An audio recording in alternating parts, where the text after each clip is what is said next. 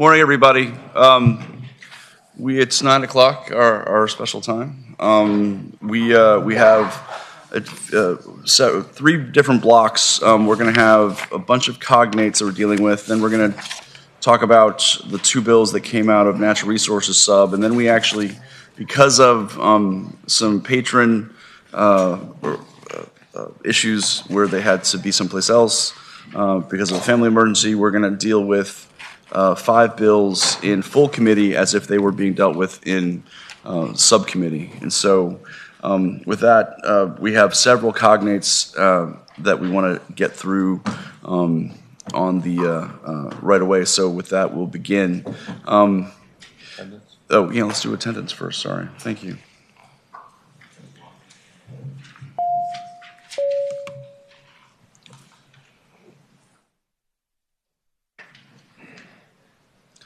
All right, we definitely have a quorum.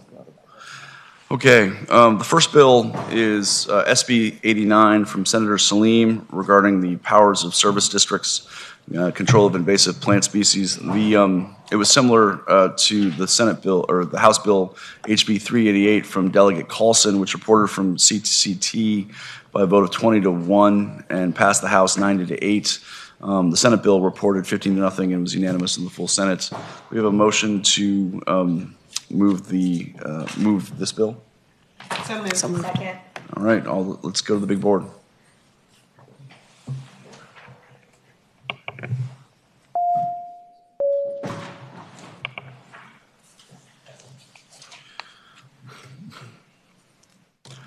All right, by a vote of 16-2, that bill is reported.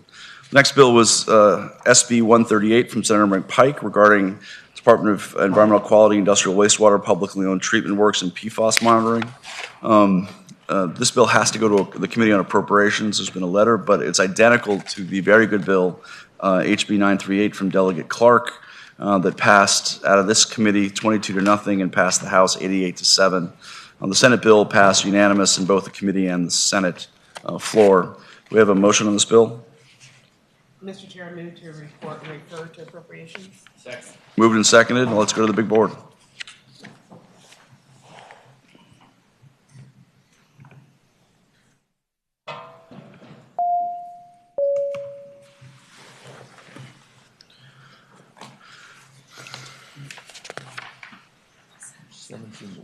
All right, 18-1. All right.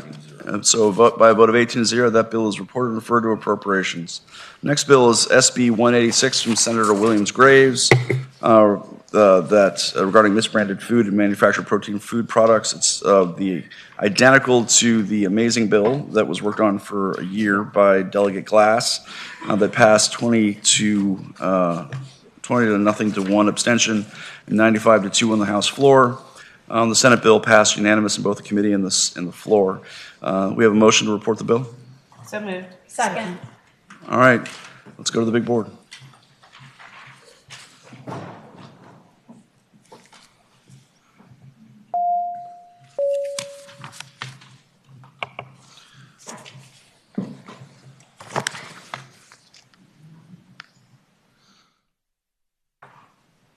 All right, by a vote of 17-1, that bill is reported. The next bill is from Senator Boysko, SB 344, regarding mammalian wildlife separation, premature separation, hybridization. That's similar or identical, I apologize, to HB 112 from Delegate Lawfer, which passed 18-4 out of this committee and 71-27 on the House floor. It also passed 10-3 out of Senate ACNR and then 26-14 out of the full Senate. Do we have a motion? Move to report. Second. Moved and seconded. All right, let's go to the big board.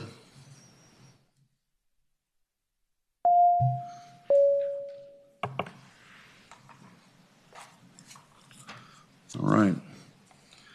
Okay, the next bill is SB 383 from Senator French regarding invasive plant species installation, written notification of property owners. This is identical to the bill from Delegate Pence, HB 710, that passed unanimously out of the committee and then 95-2 out of the House. It was also unanimous in the House and the Senate committee and floor. They have a motion? I move to report. Second. Moved and seconded. Let's go to the board.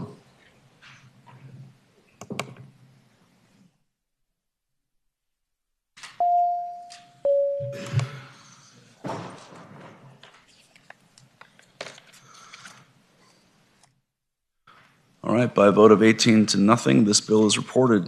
The next bill is also from Senator French, SB 390. It's an agency bill regarding, it's identical to Delegate Helmer's bill about repealing the Apple Board and the Apple Fund effective July 1st of 2028. Reported unanimously out of the House and the Senate, both full and floors for both. We have a motion. So moved. Second. All right, moved and second. Let's go to the big board.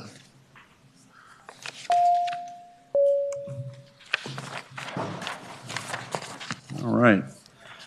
That bill reports by a vote of 18-0. All right, the next bill is also from Senator Williams Graves. It's SB 522 regarding the Office of Working Lands Preservation Powers and Duties for Sustainability Fund. It's identical to the bill from Delegate Carnegie, HB 543, which reported unanimously out of committee and full. Also reported out of the Senate full committee and then Senate unanimously as well. We have a motion. Move to report. Second. All right, moved and seconded. Let's go to the big board.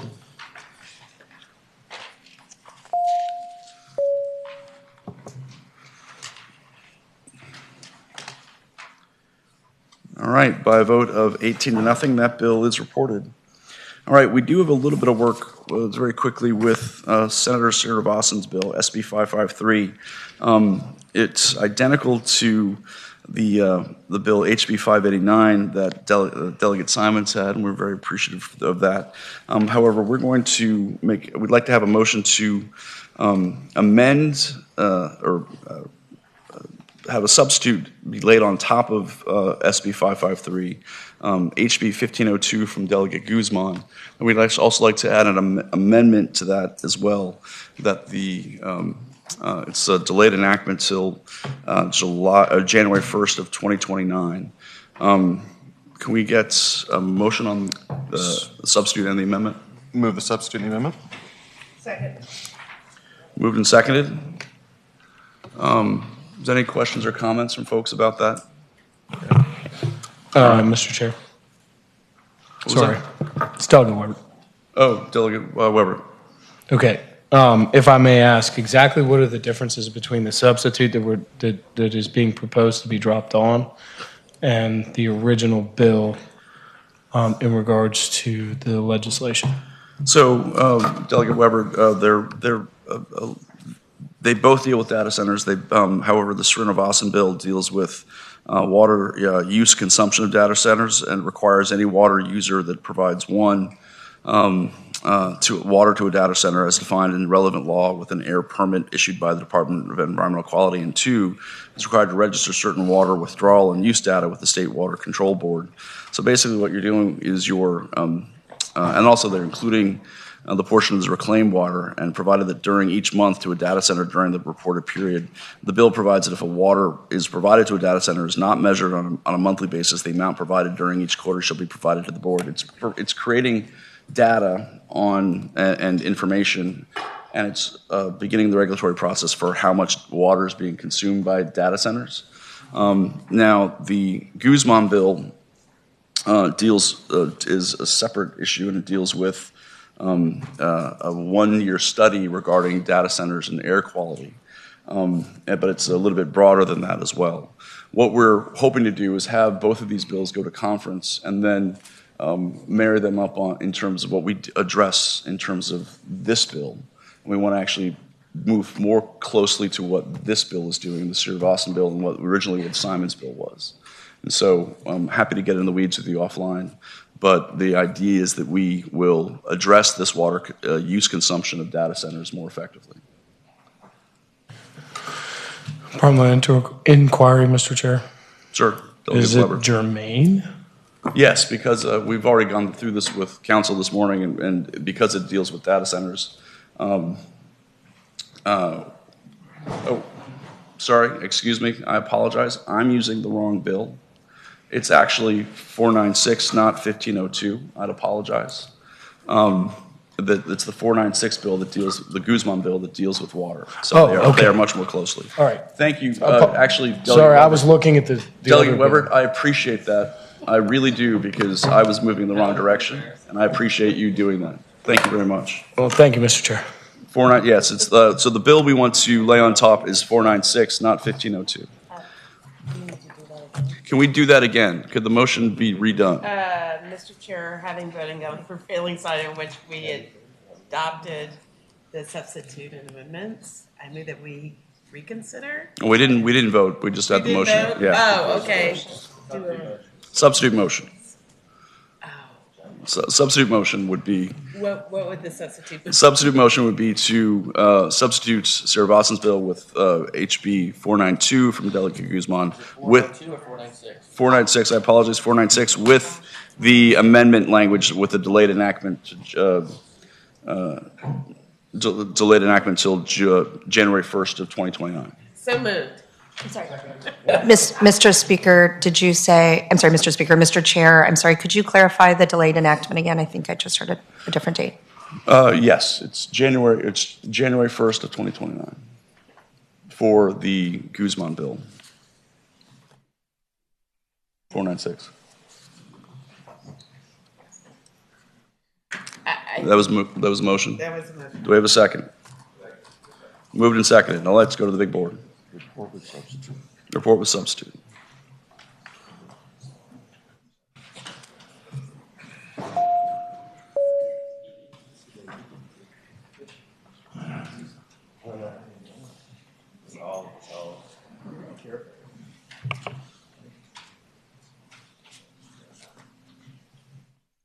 Sixteen, 3, and 1.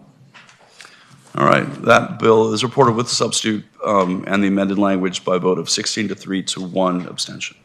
All right, the next bill is SB 719 from Senator Marsden. It is identical. It's regarding the Forest Prosperity, Virginia Farm and Forestry Prosperity Plan report. It's identical to the bill from Delegate Pope Adams, HB 512, that passed unanimously out of the committee and out of the full House. Same thing with, it was 13 to 0 to 1 out of the Senate ACNR and unanimous out of the full Senate. Do I have a motion? Move to report. Second. Moved and seconded. Let's go to the big board.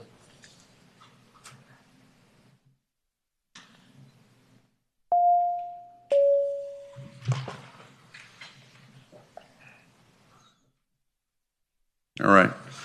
By a vote of 20 to nothing, that bill is reported. And then the next bill is from Senator Stewart, SB 784, regarding groundwater management areas, the bioslurry injections and wells prohibited. This bill was identical to HB 1381 from Delegate Bloxham, which reported from this committee by a vote of 22 to nothing, and the full House by a vote of 98 to nothing.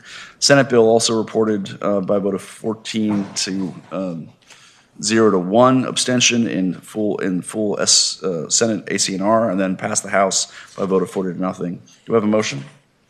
Move to report. Second. Moved and seconded. All right, let's go to the big board.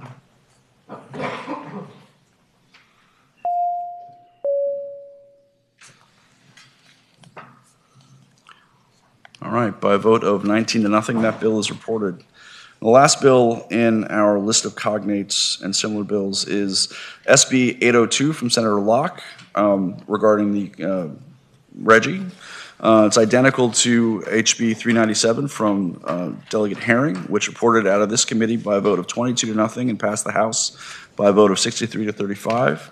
The bill also reported out of the full Senate, ACNR 8 to 6 to 1, and then passed the Senate on a partisan vote. Do we have a motion? Move to report. All right, moved and seconded. Let's go to the big board.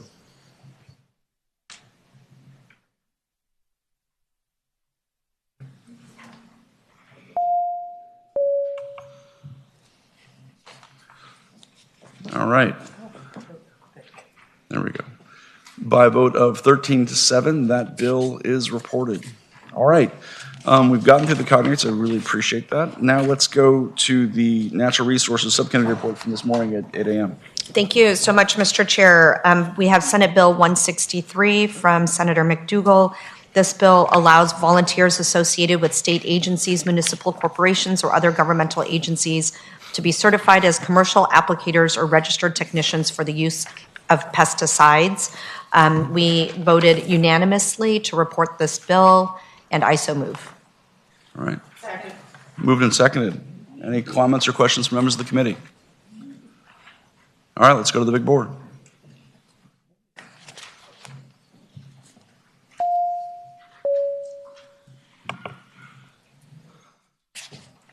All right. That bill is reported by a vote of 20 to nothing. Next. Thank you so much, Mr. Chair. For Senate Bill 645, I move the committee amendments. Substitute. Oh, I'm sorry. I move the committee substitute. Moved and seconded. All those in favor say aye. Aye. All those opposed? All right. Substitutes before us. This bill from Senator Servell provides for the purposes of a permit by rule for a small renewable energy project under existing law, that a small renewable energy project includes an electrical generation facility with the rated capacity not exceeding 100 megawatts that generates electricity from biomass, energy from waste, or municipal solid waste, and its dedicated associated interconnection facilities, provided that the facility is capable of processing the majority of its organic waste, including food waste and municipal sludge, with anaerobic digestion technology by January 1 of 2030. The bill directs the Department of Environmental Quality, in coordination with relevant localities and stakeholders, to assess all the practicable technologies available to waste-to-energy facilities to reduce carbon dioxide and methane emissions, and to assess technologies to create biomethane, and make recommendations that of any legislative changes that would be necessary. All of this bill with the substitute in committee applies only to those incinerators located in Planning District 8. The subcommittee recommended reporting and referring to appropriations unanimously. Yeah, I said the subcommittee recommended reporting and referring the substitute to appropriations unanimously, and I so move. Second. All right, moved and seconded. Any questions or comments from members of the committee? All right, let's go to the big board.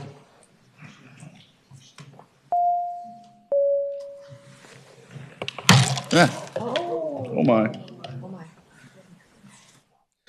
Well, there you go.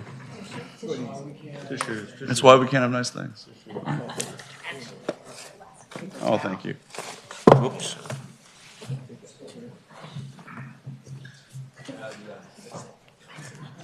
Well, there goes the iced coffee. That was an eventful vote. By a vote of 18 to 2. By a vote of 18 to 2, that bill is reported and referred to appropriations. All right. Now we have 5 bills that we were not able to hear in Chesapeake and Ag. Or actually, we have to, because of the timing of the appropriations, we have to hear them today. And so 4 of them are from our friend Senator Stewart, who is here. However, we also have one bill from Senator Diggs. So maybe we can, if you're okay with it, Senator Stewart, we can get the bill from Senator Diggs done first. And so, yeah, it's the Stewart Palooza. Senator Diggs, you have a bill on devocalization of dogs, SB 707. Can you please tell us about it? Thank you, Mr. Chairman. This is very similar to a cat declawing bill that passed last year or the year before. It prevents veterinarians from performing a surgical procedure on dogs that clips their vocal cords and prevents them from barking. The American Veterinary Medical Association strongly discourages this type of surgery. They no longer teach it in veterinary school, and a poll of the Virginia Veterinary Medical Association was 97% said that they do not or will not perform this procedure, and it's been banned in other states and other countries throughout the world. And we hope that the committee would look favorable upon it. Senator Diggs, is this actually a common practice for veterinarians in Virginia? Does this even happen?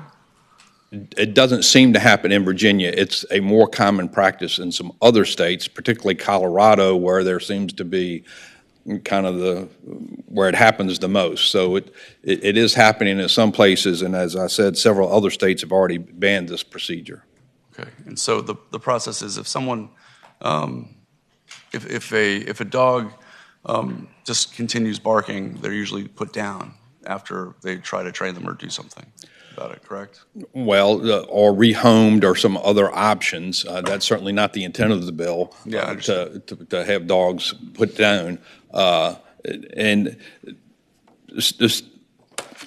the associations have shown that this is not an effective way to deal with that kind of behavior. And then sometimes the vocal cords grow back and it becomes just a significant issue. And so this is supported by the Virginia Veterinary Association and PETA. Oh, thank you for that. Any questions or comments from members of the committee?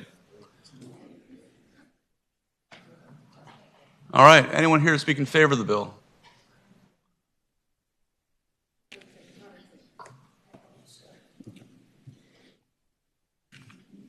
Come on up. Yep. Hey, clerk.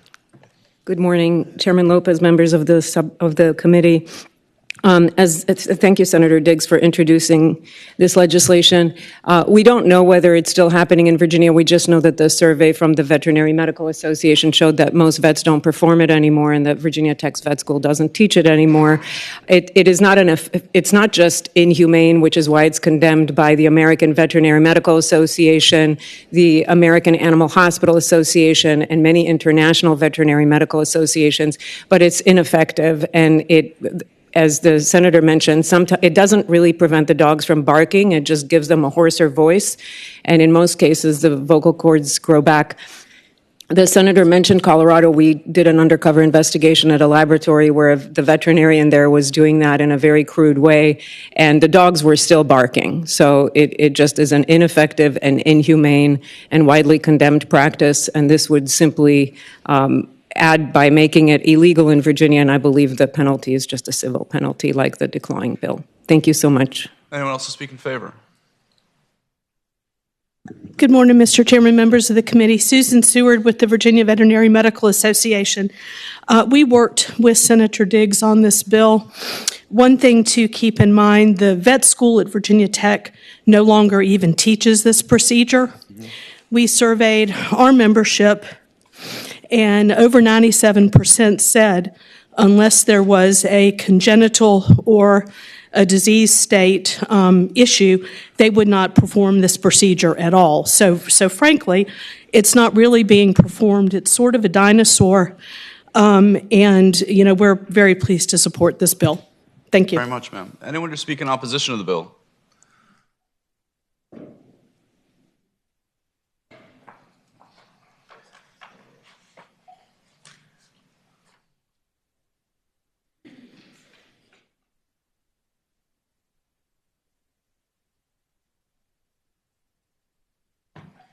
Good morning. My name is Nancy Fisk, and I speak to you today on behalf of the dedicated dog owners and fanciers whose kennel clubs are represented by the Virginia Federation of Dog Clubs and Breeders, of which I am president. I stand in opposition to SB 707 devocalization, dogs of prohibition. The term devocalization is misleading because when correctly performed by veterinarians, the procedure does not devocalize dogs, but instead bark softens them. They continue to bark, happy, healthy, and able to bark as they had prior to the surgery, simply barking in a reduced, less piercing tone. The surgery is done only after attempts behavior modification have failed. When done, it keeps well-loved pets in their homes. Many breeds, particularly herding breeds, are hardwired to bark because the behavior is part of the jobs they were bred to do for centuries. This instinctive behavior is stronger in some dogs and simply cannot be trained or conditioned out of them. Many owners of collies and shelties, among other breeds, would have no recourse but to surrender or euthanize their dogs. That cause constant neighbor complaints in spite of training attempts. These owners love their dogs and want to keep them in their homes, but often find it impossible to do so. Dogs surrendered to shelters have difficulty finding new homes due to their persistent barking. The actual procedure is simple, nearly pain-free and bloodless. It's done under injectable anesthesia. The surgery is performed orally by removing a small amount of tissue from the vocal folds with a biopsy tool or often a laser. The tissue removal reduces the noise-causing vibration, Pain meds and sedatives are often given after a few days for comfort and to prevent any slight risk of scarring. The procedure takes less than 10 minutes, with dogs recovering quickly. In fact, neutering and spaying are far more invasive and painful surgeries that people are encouraged to do to keep their pets safely in today's environment. There is a veterinarian that does this procedure here in Virginia. She's very highly thought of, and she would like to continue doing so. At the present time, she has a wait list of 130 people who need to have her procedure done in order to keep these dogs in their homes. And unfortunately, I personally have knowledge of a number of these dogs. If you go to dog shows, often you hear dogs with a whispered voice, and it simply allows them to be in their homes. All right. If the procedure is banned in this state, it just simply makes people go to other states, and that's not appropriate. So I urge you to vote no on this bill. Do not demonize veterinarians who need to perform this surgery and help their animals and their pets. Thank you, ma'am. Anyone else to speak in opposition to the bill?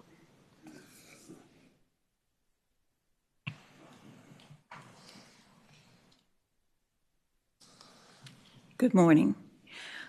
I have personal experience with a debarked dog.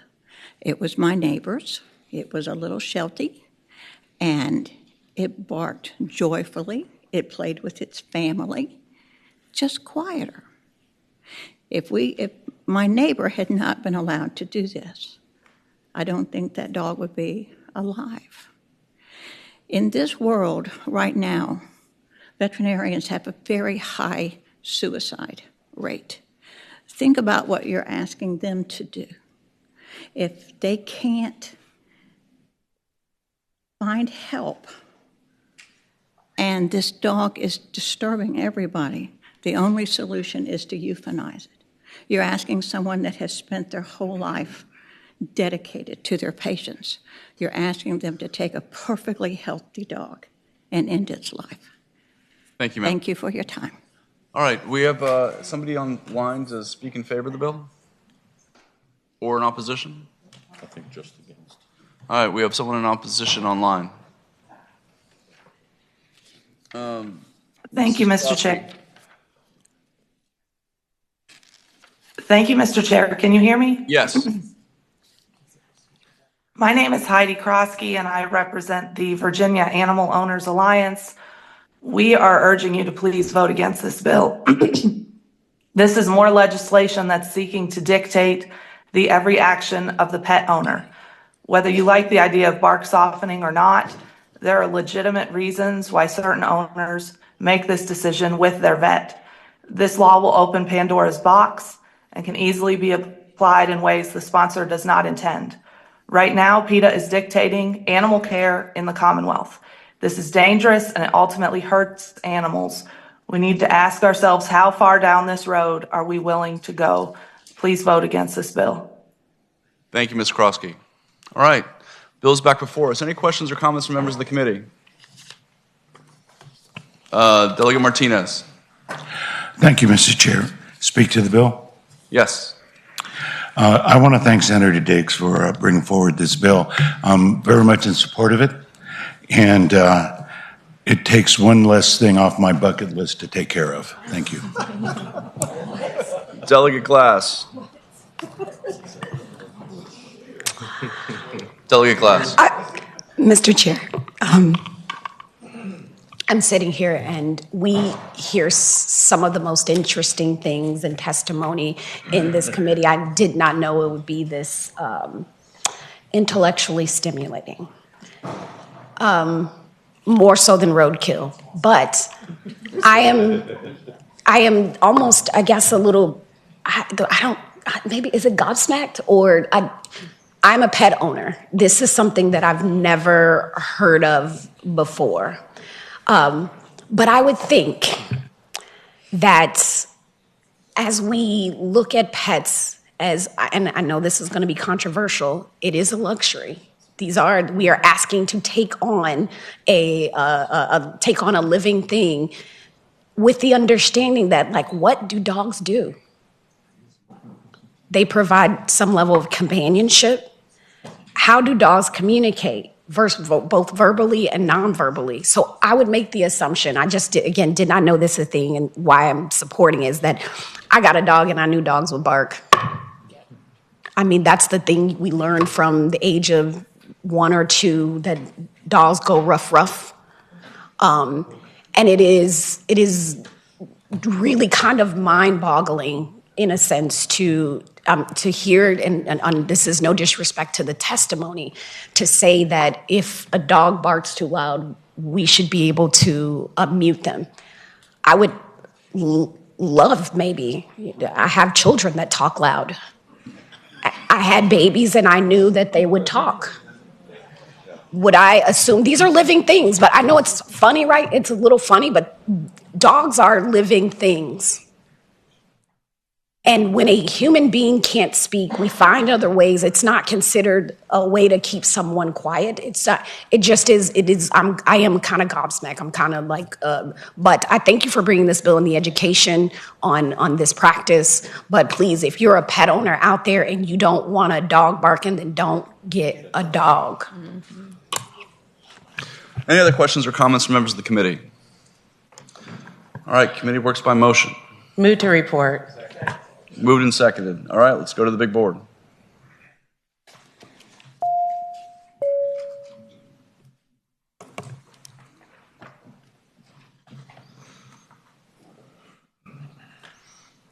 Okay, by a vote of 17-3, that bill is reported. Thank you, Senator Diggs. Thank you, Mr. Chairman, committee members. All right, so now we have the Stewart Palooza, 4 bills. The first one, first off, thank you for, I appreciate the craziness of everything going on with the subcommittee and then personal responsibilities, and so appreciate you being able to do this in the full committee. Thank you, Mr. Chairman. I apologize. I did have a funeral yesterday, and I was unable to be in Richmond. So thank you for your courtesies as well. Would you like to start with? Let's do SB 386. 386, yes, sir. Which is very similar and has been worked on extensively. I believe you have a substitute. There is a substitute, Mr. Chairman. Yes.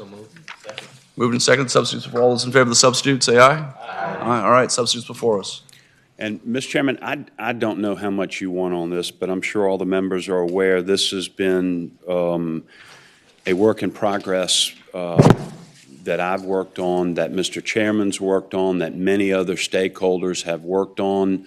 And I think we've arrived at a reasonable place. I'm not happy with it. I don't think you're happy with it. And that usually means it's a good compromise, right? And so this now will set the thresholds at PFAS and PFOA, because I can't even pronounce the underlying words. You can't apply it if it's, I guess technically for 2 years it would be over 100 because it's 25 or 50. It's or PFAS or PFOA or, so it would be 50 to 100 for 2 years. Then it drops down to PFAS and PFOA 2 years after that. So anything over, and I think that's the important part, anything over 50 parts per billion could not be applied. Anything between that and 25 can, up to 3 tons per acre, 3 dry tons per acre. It also is going to require testing and letting people know that it's in there, which I think is very important. And some folks are calling that the farmer's right to know provision. Right. But I do think that's important so that they know. There was 1 or 2 counties in Texas that actually declared a state of emergency because their land was condemned as a result of those toxic chemicals getting so high they couldn't use it. I think it was New Hampshire as well. Is that right?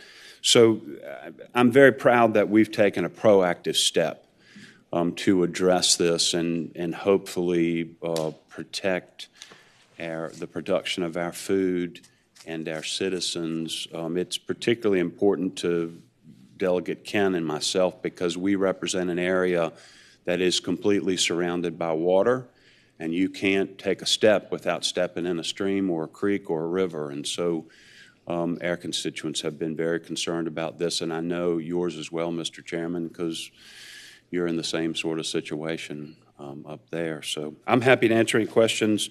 I think everybody's equally unhappy, which again, I say is a good compromise. Right? So just for everyone's understanding, the senator and myself have been meeting in my office with Secretary Bulova, the administration, the Chesapeake Bay Foundation, League of Conservation Voters.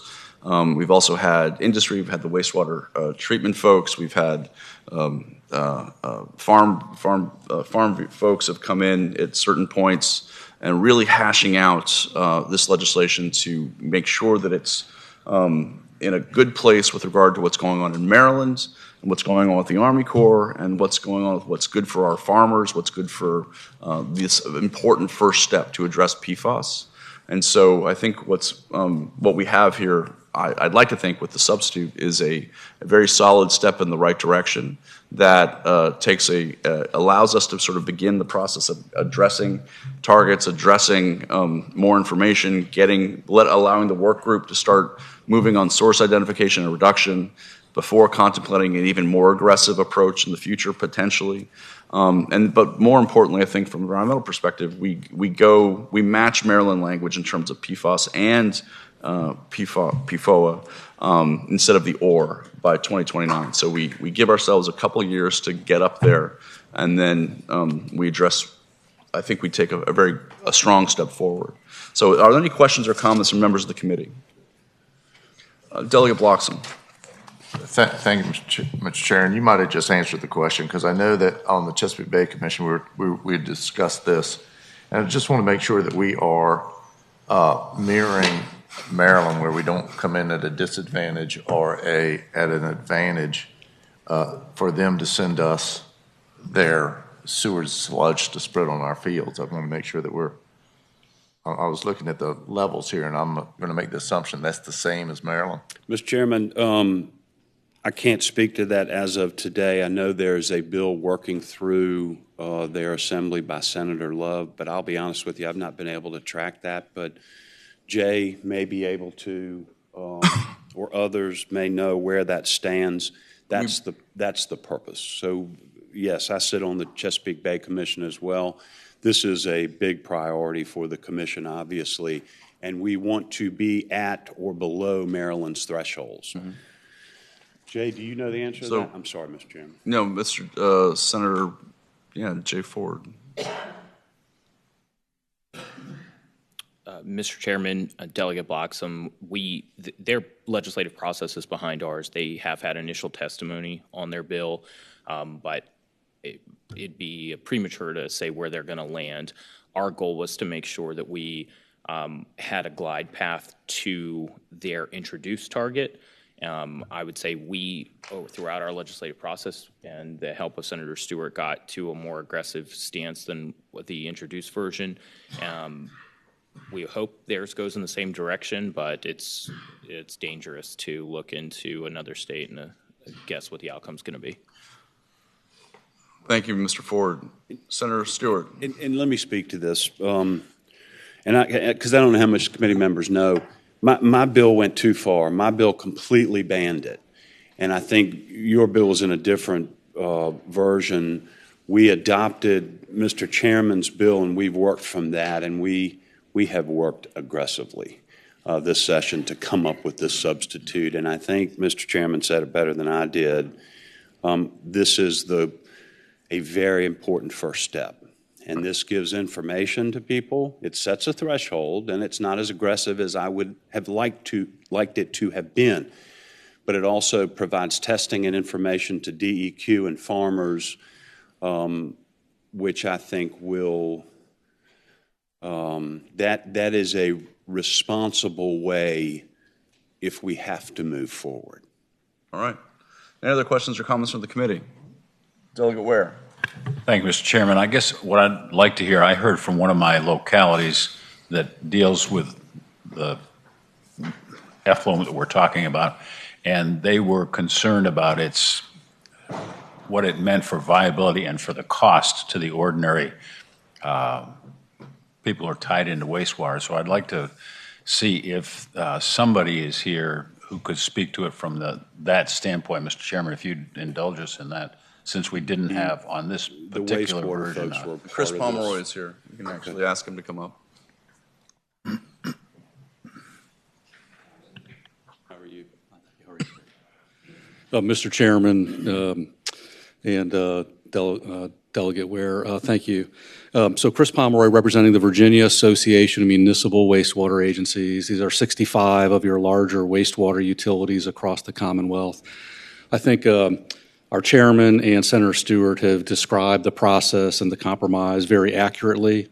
The truth is that we don't have a lot of monitoring data yet, so there could be, in some places, some significant utility challenges. But I think in the spirit of the bill, the goal is to find if there are any higher levels that we should be addressing despite some challenges that may come with that.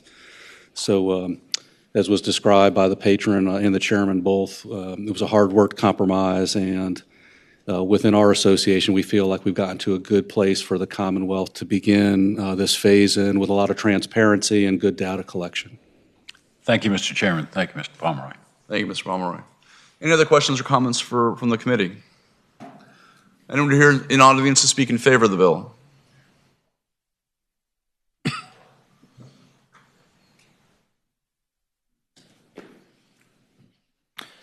Mr. Chairman, members of the committee, Jay Ford with the Chesapeake Bay Foundation. I think everyone has done a great job describing the process. Hard fought, long, those are all very accurate terms.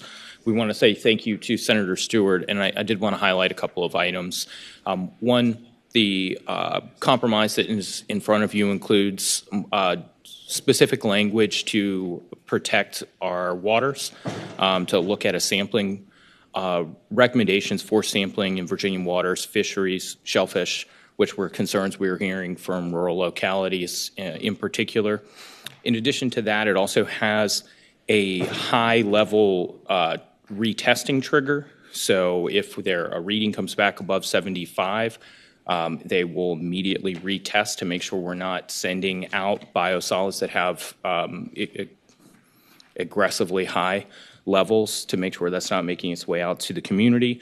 And overall, we saw a strengthening of the language on the work group. The goal here is really to make sure that all parties are working hand in hand in drawing PFAS down in the environment, but PFAS are everywhere. So the source identification part is critically important here. And I also want to just say thank you specifically to our folks in the wastewater industry, Biosolids Association, for coming to the table through this process and making sure that we all landed in a place that everyone is equally unhappy. So thank you to Senator Stewart, and we hope you support the bill. Thank you. Mr. Chair, members of the committee, Blair St. Ledger Olson on behalf of the Virginia League of Conservation Voters. I'll just add one thing. One of the most important things to get right in this policy is that we do not have an unintended consequence of having Maryland's PFAS materials come to Virginia by not having that parity. The draft before you really gets at that parity issue in a smart way, and we thank both the chair and the patron for bringing us together and giving us the space to get this language right. So we'd ask you to support. Thank you. Thank you. Mr. Chairman, Chris Pomeroy again, Virginia Association Municipal Wastewater Agencies, and consistent with my answer to Delegate Ware's question earlier, clean water utilities. We're here, they're here as your partners in clean water work. As all the speakers have said, this is a pretty tough compromise all along to get a good program up and running in Virginia. It's a balance. I look back on this and think it probably brought out the best of our process here in this building, bringing everybody together, both chambers, the leading stakeholders, the administration. Thank you for the opportunity to have worked with you in that process and with you, Senator Stewart, in that process. Thank you. Mr. Wells. Morning, Mr. Chairman, members of the committee. Matt Wells of Advantis on behalf of the Virginia Biosolids Council. We're a group made up of municipal wastewater authorities and biosolids land applicators. I think throughout this process, we have tried to focus on finding a solution that is meaningful, achievable, and science-based, and that's a really difficult thing. I think we had some really difficult conversations, and the result is the bill before you that I think balances all three of those things. It is going to be difficult, but it is, we believe, going to be doable. It gives us the glide path that we need to comply. It keeps us in parity with Maryland. So I want to thank the patron. I want to thank Mr. Chairman for you for bringing the stakeholders together. I want to thank all the other folks that helped hash this out, and we hope you'll support the bill. Thank you. Thank you. Mr. Chair and members of the committee, Madeline Green with the Potomac Riverkeeper Network. We support this bill particularly because of the provisions of testing and disclosure to farmers who at this time usually don't know about the PFAS content that's in this material. For that reason, we think this is a really strong bill. We understand that in the future, there'll be room to move in the direction of stricter thresholds because we need thresholds that are really protective of human health. But for now, this is a really good step. Thank you. Thank you. Mr. Chairman, members of the committee, Martha Moore, Virginia Farm Bureau.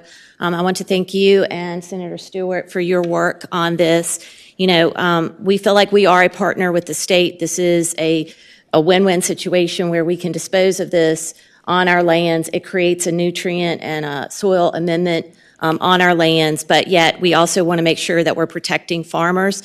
And the one thing that hasn't really been brought up is the work of the work group.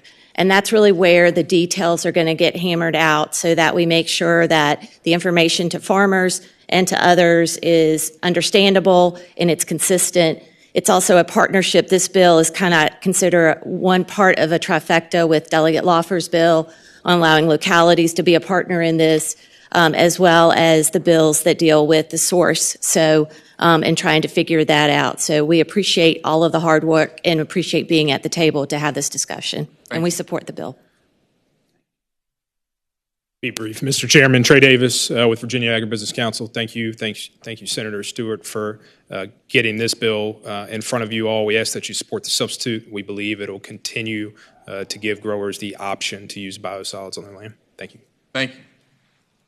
Mr. Chairman, members of the committee, Karina Bell, representing Sierra Club Virginia chapter, and we support the substitute. Thank you. Thank you. Anyone here speak in opposition to the bill?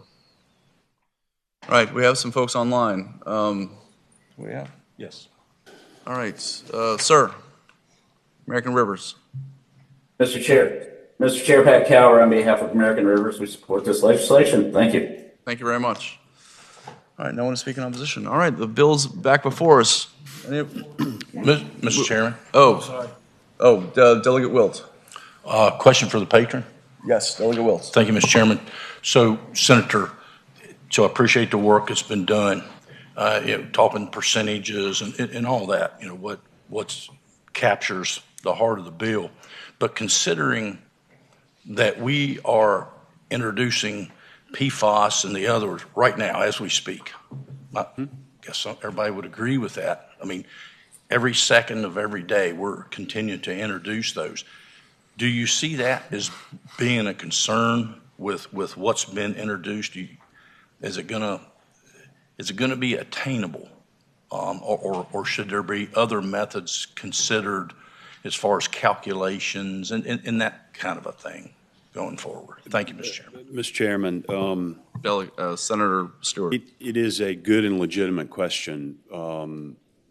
And so this addresses one aspect of it right now.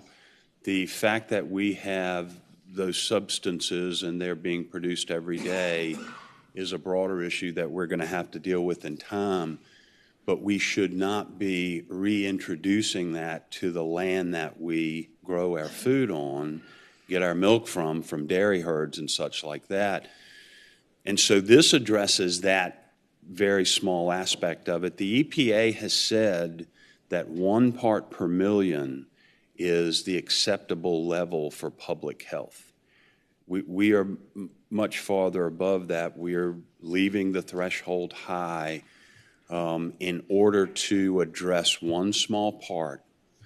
I don't know how you address the fact that it's in dental floss and frying pans, and there are a lot of other industrial sites that do it.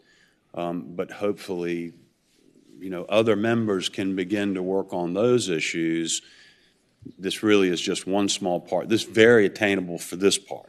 Yeah. As you've heard from the wastewater treatment folks, the farmers, everybody believes that this is an attainable goal for this one piece. but there's a whole lot more to work on. Right. Thank you, Senator. Any other questions or comments from the committee? There was a motion. Moved and seconded.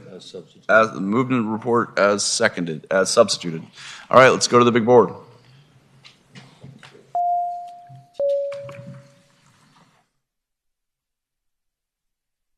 All right. Outstanding. By a vote of 22-0, this bill is reported with the substitute. Thank you, Mr. Stewart. Chairman. All right, so the next bill, Senator Stewart, on the Stewart-Palooza, is the intentional discharge of untreated sewage onto land. This is SB 453. There is a letter that says this has to go to appropriations. Tell us about your bill, Senator. So, Mr. Chairman, those of us who live in the Bay watershed have to have our septic tanks pumped out every 5 years. And that was a bill that was passed many years ago by Delegate Taylor Murphy, who was my delegate for many, many years. The problem is we are not finding as many places to treat that pumped out septic. So we call that septic. You have to have that tank pumped out. Typically, you would take that to a treatment facility. It would be treated and dealt with like everything else.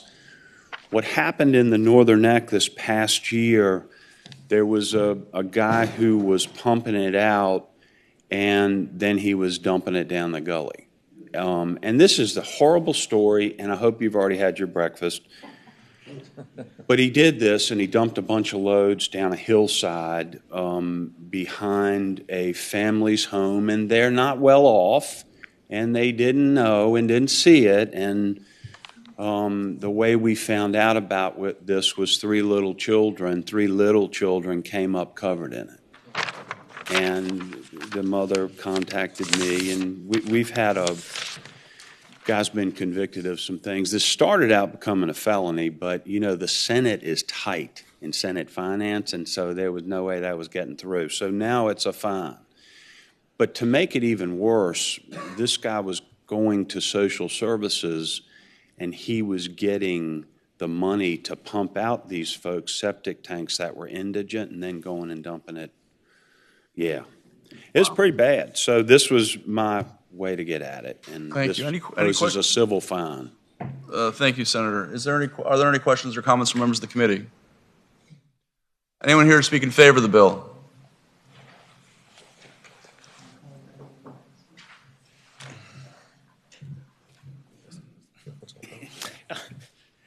Mr. Chairman, members of the committee, there's not a lot we could add. This is, at the end of the day, this is pretty foundational to environmental protections. If you want to make sure that we're stopping dumping, if you want to make sure that we're not polluting, make the fine prohibitive, make it a deterrent. And the truth of the matter is it clearly was not, and the senator has identified a gap and brought a good bill here, so we hope you'll support it. Thank you, sir. Anyone here speak in opposition to the bill? In opposition to this very fine bill? All right. No one's online. All right. Bill is back before the committee. Committee works by motion. Moved and seconded to report and refer this bill to appropriations. Let's go to the big board.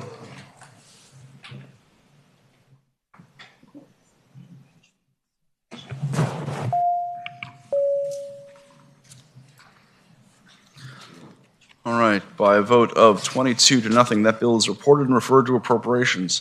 Thank you. Halfway through the Stewart-Palooza. The next bill is SB 464 regarding interest in agricultural land and foreign adversaries. We've dealt with this bill in the past. Can you speak to it, Senator Stewart? Yes, Mr. Chairman. And so you all recall we did this a few years ago trying to tighten this up. I have a naval base in my community. Delegate Kent represents that area too, called Dahlgren. And they do some of the most sophisticated work in this country for national security. It was amazing to me when I first got elected. I lived there. I mean, I've grown up there and lived there all my life and heard the booms and that sort of thing, but I didn't know what they did. And at that point in time when they were explaining some of the things they'd done, they there was a satellite hurling towards Earth, and it was going to be pretty devastating if it hit the Earth. They were the ones who developed the calculations to shoot that thing out of the sky with a laser. They built the gun to do it. They took it across the country to the Pacific, put it on an aircraft carrier, and went out in the Pacific Ocean and shot this thing down. And so we have brought bills to try to protect our foreign adversaries from buying our agricultural land around. This is tightening it up. I apologize to the committee. I know we've got to do this today because of appropriations, correct? I just learned this morning, and I was away at a funeral yesterday. I just learned this morning that Smithfield Foods opposes this, and it was not intentional. I just want to make sure that our foreign adversaries are on a list that's maintained by the Secretary of Commerce, by the United States Secretary of Commerce, and those are people that we're concerned about, and we desperately need to protect our ag land around our military installations, and I'm just trying to tighten that definition up. All right. And I'm happy to pass it by if you want, but if we got to go today, we just got to go today. Any questions or comments from members of the committee? We understand that, first off, the bill we're talking about, it's been fixed on the computer right now. Mr. Chair. Delegate Willett. Mr. Chair, this is a serious issue, but I did want to just remind the committee that the last time we voted on a bill related to this foreign adversary ownership, do you remember the Chinese weather balloons that were floating in the West? Those diverted over Virginia last time we voted. I just want to let you know they were flying over us last time. Just a point of that. And Mr. Chairman, Governor Spanberger worked on this issue in Congress, and so if this body has the will to move it forward, I trust her in her ability to amend it necessarily, because I know this was an issue that she worked on in Congress successfully. Delegate Tran. Thank you, Mr. Chair. I would like to ask the patron if he is aware of how much acreage foreign investors are owning in Virginia right now. I don't know. Mr. Chair, if I may. Delegate so I Tran. just did a quick look. In 2023, foreign investors owned about 274,000 acres of ag land. The majority of those countries were owned by Canada, Germany, and the UK. In 2023, investors from China represented about 1.7% of the 274,000 acres owned in Virginia. If I may speak to the bill, Mr. Chair. When you have it. Yes, at the appropriate time. Go forward, or hold on for a second. Delegate Glass. Gratitude, Mr. Chair. I just wanted to assuage something for the patron. I believe the patron, you mentioned that, Senator, you mentioned that Smithfield Foods opposed this bill. That is to be expected. Smithfield Foods is owned by WH Group Limited, which is a Chinese pork and meat processing company. That is to be expected. I think that's a great opposition. And I'm glad that we're having this conversation about the relationship between our own national security and agriculture. Thank you to the patron. Thank you. Any other questions or comments? Delegate Tran again. Oh, I do. I did just want to clarify when I was saying earlier that 274,000 acres of land that are currently owned by, Mr. Chair, I'm sorry, if I may, by foreign investors is a tiny drop in the bucket in terms of the total acreage of ag land in Virginia. Thank you. Thank you, Delegate Tran. Any other questions or comments from members of the committee? All right. Anyone here speak in favor of the bill? Anyone speak in opposition to the bill?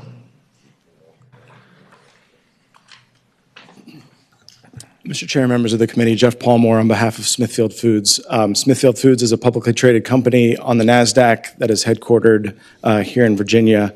As was discussed, the language that's in the code right now was negotiated in 2023 when this bill, when the statute originally passed. The language in the definition of interest in agricultural land that's stricken from the code in the bill was language that was negotiated specifically to deal with publicly traded companies and the risk that a minority shareholder would infiltrate the interests of the entire company, and this impacts more than just Smithfield. This impacts any publicly traded company that owns agricultural lands. And then there's some other concerns with the bill dealing with not knowing exactly what substantially funded means and the new definition of foreign adversary. So with deep respect for the patron, we respectfully oppose the bill and hope you will not advance it forward. Thank you. Thank you. All right, anyone online? No one online. The bill is back before us for the members of the committee. Delegate Tran, speaking to the bill. Mr. Chair, I'd like to speak to this bill. I think there's a really long history of using land policy in Virginia to alienate Asian communities. We have seen similar alien land laws here in Virginia. We passed it in 2023. We've also seen these types of bills pass in Florida, Texas, Alabama, and Utah, to name a few of the states. As I just said earlier, I think the concern around who is owning land in the United States, who is owning land in Virginia that are from foreign investors, I mean, the number of ownership from the countries that I think are targeted on this list are very few. And I just want to put for the public record, in 2023, the USDA issued a report where Russian individuals and entities owned 11 acres of land in the United States. There were none associated with Iranian individuals or entities, and no data for any ownership of folks connected to North Korea. And so this kind of movement around modern day alien land laws, I think, is really targeted towards the government of China, and there might be some very serious, and there are some very serious national security concerns around that. But I think there's a lot of spillover about how those policies and the rhetoric associated with that, and the fear that is trying to gin up, affects Asian American communities in our districts and in the Commonwealth. I will be voting no on this bill today, as I do not want to expand Virginia's alien land laws and continue this history of discrimination against Asian American communities. Thank you, Mr. Speaker. Chairman, may I address that? Sorry, thank you, Mr. Chair. Yes, well, one moment. Address that. Senator Stewart. Thank you, Mr. Chairman. So this is not directed at Asian communities. And I will tell you uncategorically that while I'm not a student of foreign policy, my understanding is that most Asians from China who came to the United States came to flee from the Chinese Communist Party. In fact, there is a wonderful play that plays at Yancheng. I can't remember what it is. My wife and my daughter went. I couldn't go. And they came back and told me the entire story of how it's told how Chinese citizens were tortured and treated by the Chinese Communist Party, and that's why they fled. I did not file this to antagonize or any Asians in the United States. This is foreign adversaries. Anybody that's on the list of the United States government, Secretary of Commerce, to protect the integrity of our farmland. And I just want to be clear about that. All right, thank you, Senator Stewart. Any other questions or comments from members of the committee? Delegate Wilt. Thank you, Mr. Chairman. I have a motion at the appropriate time. Mr. Chairman, I have a question. Delegates Krizik. Thank you, Senator, and I think I understand the bill. But the Secretary of Commerce, do they have a list like that right now? Yep, Mr. Chairman, they keep the list current, and it is anybody, any foreign government that has maintained a significantly hostile stance against the citizens of the United States for a period of time. And I can't tell you exactly what that is. At one point it was, and I assume probably still is, the Chinese Communist Party, Venezuela, Iran. There are a number on that list that the United States, regardless of whom the president is, it doesn't matter which president is in office. This is true under President Biden and President Obama. These are countries that we are concerned are interfering in our national security. Mr. Chairman, follow-up question. Delegate Krizik. Thank you, Mr. Chairman. Senator, are there other states in the United States that have this similar law that would work? Mr. Chairman, I believe that there are a number of states in the United States that have adopted this very same law. Thank you, Mr. Senator. Delegate Wilt. Mr. Chairman, I have a motion. Hold on for a second. Delegate Tran. Thank you, Mr. Chair. I just want to clarify, I was not intending to cast any aspirations on the senator's intent. I was just talking about the effects of these types of alien land laws that they have on our communities. And I think it's been documented, this whole movement around restricting who can own land came through through the pandemic, when there was a lot of rise in AAPI hate, because actually the current president at that time was talking about the relationship and making some causal relationships between COVID and China and Chinese people, and you might recall some of those racist comments then. It gave rise to that. I just want to speak to that history and how it's tied back. My colleague had just asked, are there other states who have passed alien land laws? And I will repeat that list for my committee members: Florida, Texas, Alabama, Utah. They are playing, and when we look at the data of who's actually owning land, the foreign adversary, the countries on the foreign adversary list are not, the majority of them are not prominently landowners in the United States, nor are they landowners here in Virginia. And I think that this is seeking to expand our alien land laws in search of a problem to solve. Thank you. Before we go to the motion, could I ask a quick question of the representative from Smithfield? Thank you, Mr. Palmore. So can you tell me how many people from Smithfield are employed in Virginia right now?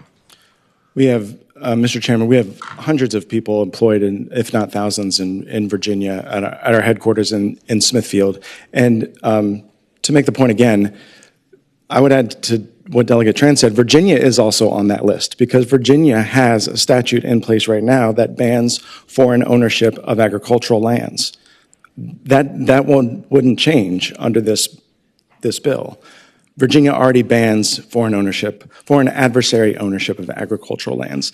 This bill would disrupt some of the protections that were put in place for publicly traded companies in Virginia's code.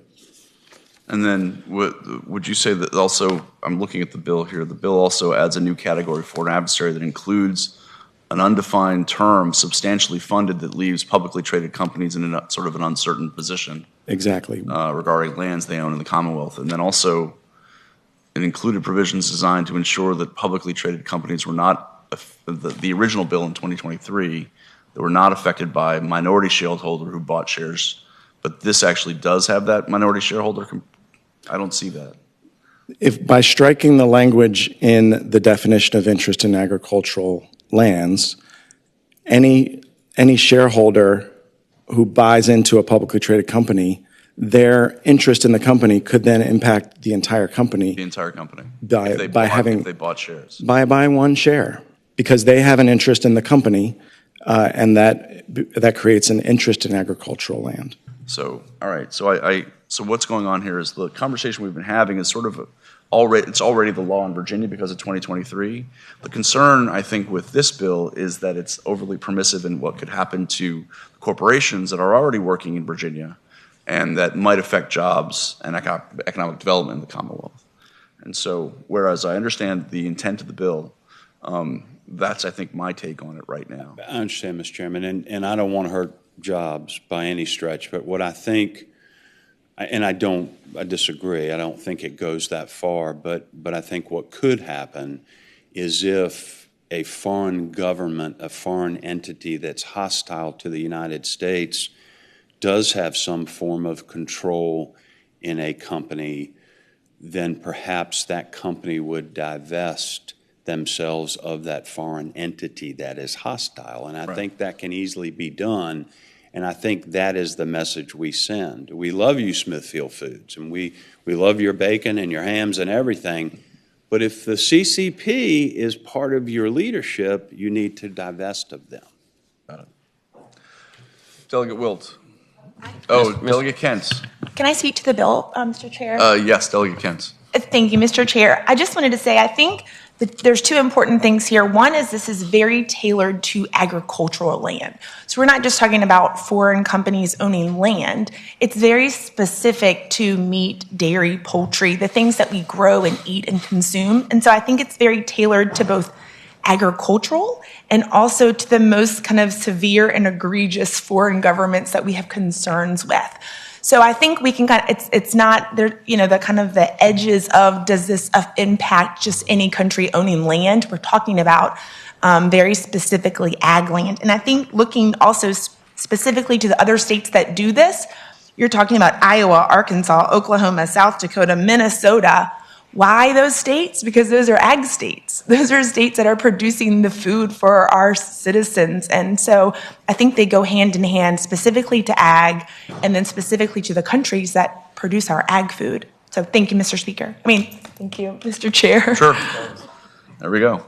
That's twice today. Mr. Chairman. So any other questions or comments from members of the committee? Mr. Chairman. Pardon me, Delegate Hernandez. Thank you, Mr. Chair. I guess more of a, speaking to the bill, but I might have a question in here too. I mean, it was mentioned that this bill is narrowly tailored, but as the way I read this, I mean, any business entity that is substantially funded by a foreign government, that's actually quite sweeping. There's no, at least as I read this bill, mechanism to look at the history of a business. Maybe they've been here for many decades.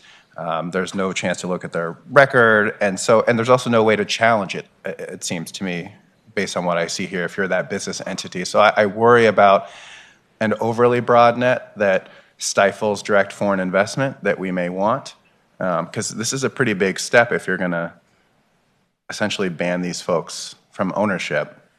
And I think we're going to need more tools to sort of suss out the good players versus the very legitimate ones we need to take action on. So I think in that sense, I don't necessarily agree that it's narrowly tailored. I think it's actually quite broad for a lot of these businesses.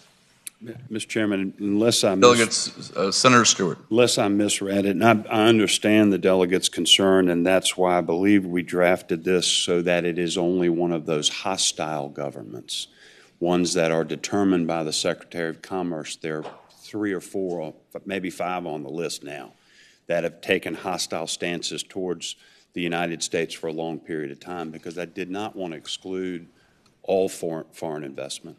Mr. Chair, if I could. Delegate Hernandez. I understand that's based on the country, but what we're saying here is any business entity that is substantially funded by the foreign government. So it's automatically imputed on the business entity without any right for the business entity to speak up or to challenge. It's just guilt by association, always, based on how this is written. Mr. Chairman, Senator Stewart. It's because we are concerned that they have a controlling influence in that company. That's the whole idea. We don't want the hostile countries to be controlling our businesses or business in the United States or our ag land. Right.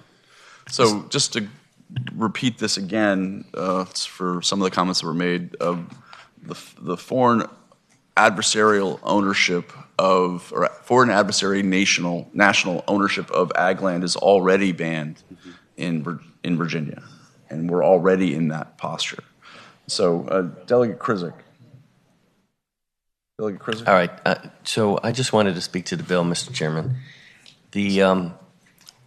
I think the most compelling testimony that the senator's made, and I know he's a man of his word, and that is that he would work with the governor if she needs to send down any amendments or any changes and this still has a little ways to go. And I'm convinced that I think that that's the safe avenue, because I know that this has to be approved today or not. So I would.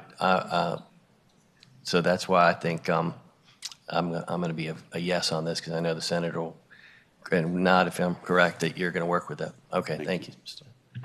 All right, Delegate Wilt, you had a motion? Thank you, Mr. Chairman. I would move to report and refer Senate Bill 464. It doesn't have a letter. I don't believe it has an appropriations. With a letter? No. It doesn't need to go to. No, just report. Mr. Chairman, I amend my motion to report Senate Bill 464. All right. Moved and seconded. All right, let's go to the big board.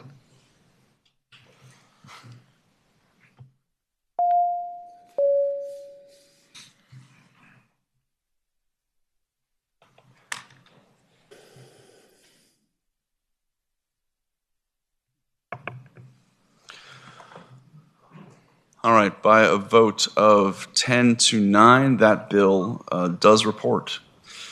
Thank All you, right. Mr. Chairman, members of the committee. And we have our final bill, electrofishing, SB 461. Thank you, Mr. Chairman and members. I've tried to craft a very small provision. I know everybody likes electrofishing, and I get it. We're getting rid of the blue catfish, and we need to do that. I've, together with others, worked to create that fund to do these processing facilities and all that.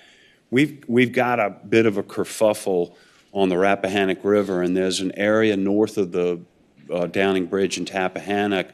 We have a large campground where many folks from Northern Virginia come to camp, and we love them, and we want them to come visit the Northern Neck and enjoy our campground and swim in the river.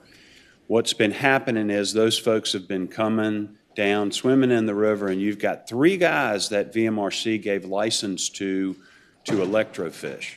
And so they're in a boat, and they've got electric prods out there shocking the fish, and those folks are in the river, the dog's in the river, and it's created a really big problem. We've tried to figure out ways to address this, and so this, at the end of the day, is, I hope, a very small, narrow thing to give VMRC time to work this out. People are really upset in that part of the Rappahannock River because they're afraid they're going to get electrocuted while they're out there in the river. And I don't know if that's real or not, but I know if somebody believes it is, then it is to them. Right. Because they're shooting electricity in the water, the fish are floating up to the top, they're worried their children are going to get hurt, the dogs are going to get hurt, they're going to get hurt. So this would just give them a reprieve until January of 2027, and hopefully VMRC can work it out. All right, any questions or comments from members of the committee? All right, I would say, however, that as you, Senator, alluded to, this is, I think, 60% of the blue catfish that is being dealt with is being dealt with through electrofishing. Yes. And that in my conversations with members of the administration, this is not so much a bad program, but it was a bad actor within the program who did something How that can needed we to be set fixed. boundaries? And that really is what I'm asking VMRC. Right, and so I don't know if legislatively this is the right way to go, that maybe we can do this through internal processes at VMRC and through the Department of Natural Resources. But are there any questions or comments from members of the committee? Anyone here speak in favor of the bill? Anyone here speak in opposition to the bill? All right. They stayed in their seats. I love that. That was impressive. Jay and That was Chris impressive. don't like it. I know that. I'm looking That's at okay. who's not standing up, and it's screaming. It's I like, work with like them the on so silence many is things, deafening and we over here. disagree on electrofishing. It's been so fascinating. this thing's been going on at VMRC for years, and I don't know. I don't know why they only gave 3 people a license, and I don't know why they've got to do this at the dock at this particular campground. So I don't know. I think it's important that we send this to them and say, please figure this out so that we don't continue to have this kerfuffle. Right. All right. No one's online. Is there any questions or additional questions or comments from the members of the committee? All right. Committee works by motion.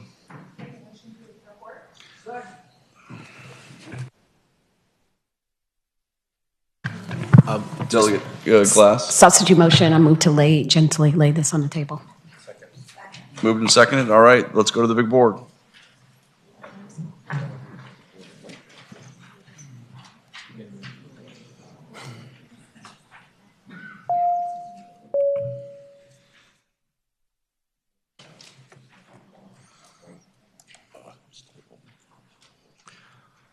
All right, by a vote of 14 to 5, this bill is tabled.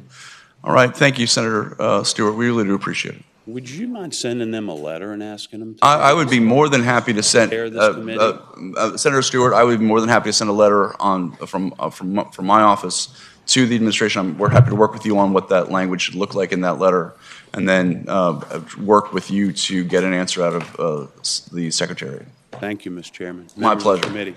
Thank you, everyone, and members of the committee. We've done amazing work this session, and the committee will rise.